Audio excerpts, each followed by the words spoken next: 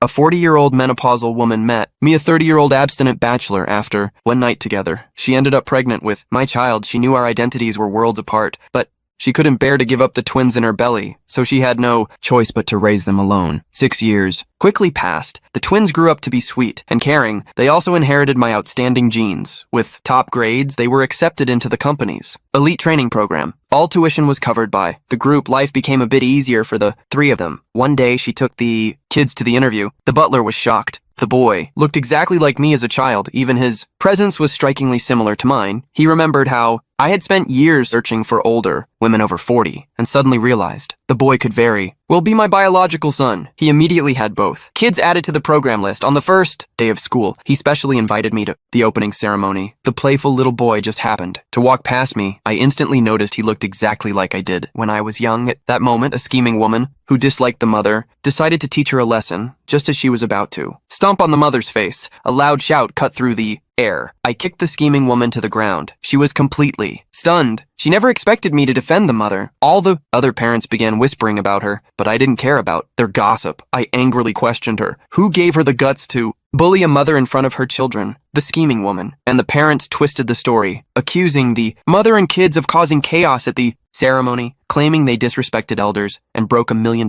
crystal statue. The little boy tearfully explained they were the ones who first called him and his sister fatherless bastards. Seeing the mother and children crying in front of me, my heart ached unexpectedly. The scene felt strangely familiar. I immediately said the elite program values talent and ability, not background. My words brought rare warmth to the mother and her kids. The scheming woman saw her plan falling apart and blurted out the mother's identity, saying she was a disgraced former employee fired 6 years ago. Someone with such poor character didn't deserve sympathy. Her words struck me like lightning. Could this weathered woman before me be the one I had searched for over the past 6 years? It turned out 6 years ago she was a senior employee at the company, but because she was over 35, she was heartlessly laid off by the newly hired scheming woman. That night, she ran into me in a hotel after I'd been drugged. She had only wanted to help, but ended up losing her innocence to the out-of-control me. Then the story began. At the selection event, she once again met her enemy. The scheming woman now used her status as the daughter of my family's housekeeper and my mother's favorite to act arrogant in the company. She recognized the mother immediately and publicly humiliated her and her kids for being fatherless, just as they were about to be kicked out. My butler stepped forward. He looked at the scene and recalled how I'd spent years looking for an older woman from the company. He immediately suspected she was the one. He then forced the school to admit the children, threatening to withdraw all funding otherwise. At the ceremony, I truly felt a strange connection with the little boy when he was pushed down by the scheming woman. My heart clenched, facing all the accusations and trouble. The butler finally revealed